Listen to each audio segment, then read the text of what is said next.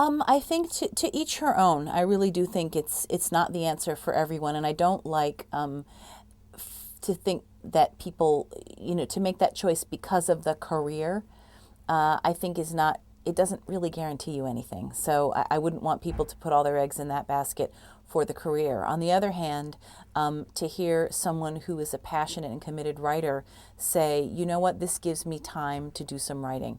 This gives me time to work on a manuscript, and that's how I'm thinking about the year. I think that that's a wonderful and sensible thing to do. It's great if you can get a fellowship to do that. And, it used to be when there were fewer of them, that a fellowship, a paid year in graduate school made a tremendous amount of sense. It made more sense than anything else in a way, as a way to try to get a first book done. I think study is good. I think community is good. Do I think that, there are positive creative communities in all MFA programs? No.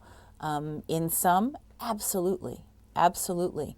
And so you see people who make their communities of readers for life, or who are able to apprentice themselves with a teacher who changes their life. That was certainly the case for me, studying with Derek Walcott. He was, the only poetry teacher I ever had, and he was the teacher who changed my life, and that was that. So if you're lucky enough to make that connection, then absolutely, of course, it's worth it.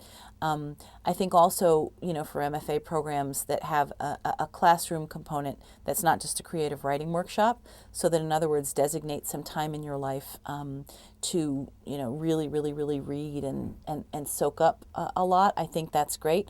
Although I also think for any artist and for any poet, there is no substitute for autodidacticism. That you have to have a reading hunger that leads you on your own path.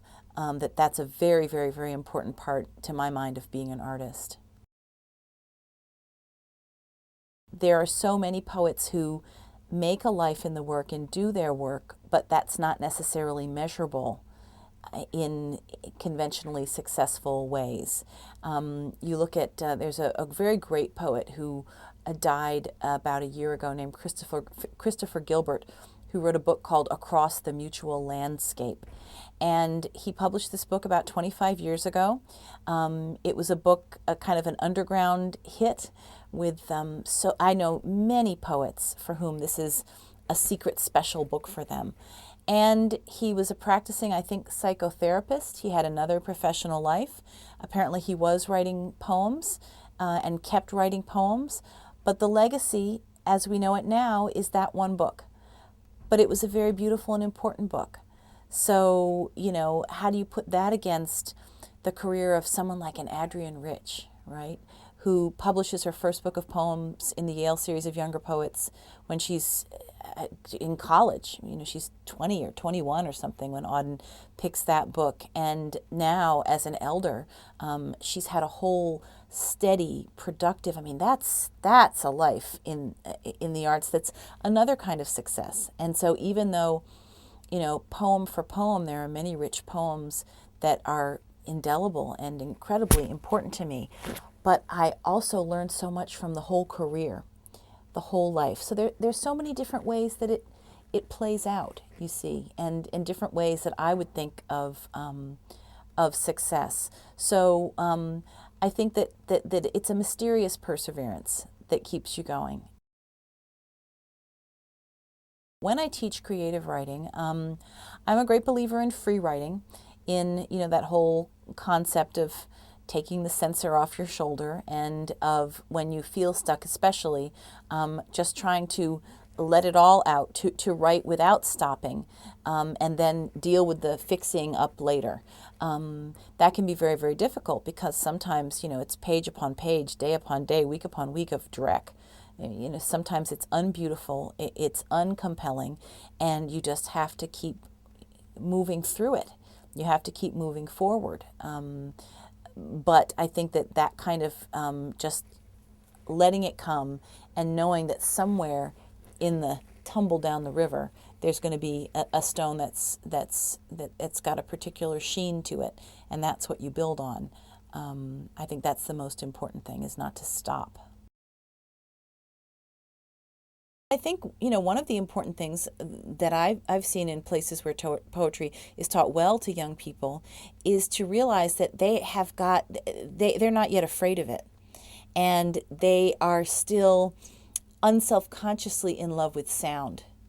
And also, they're fantastic memorizers. Kids can memorize so much because, their brains are supple and spongy.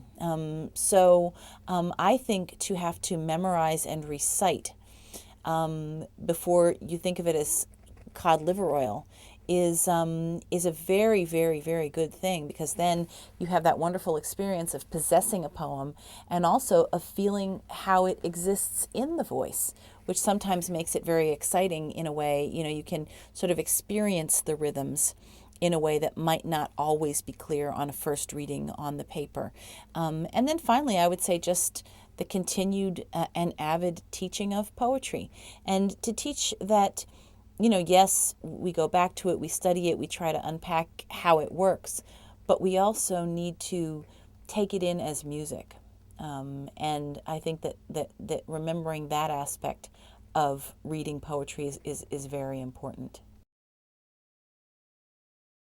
When I see some of the cool things, let's say that, the Poetry Foundation is doing, or, when I see these things where, oh, here's Langston Hughes on a street in Harlem. Here he is with Charles Mingus, doing his The Weary Blues. I mean, why not take digital and multimedia capabilities as a way of bringing poems into 3 dimension? It's great. I recorded, and it was such a pleasurable project, a podcast for the Poetry Foundation where they do a literary tour of Washington, D.C., which is my hometown, which is, you're supposed to, they paste it out.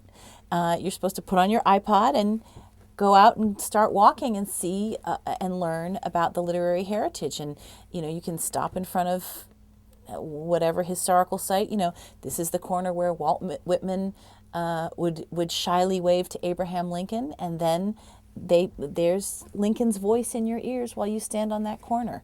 What's not to like about that?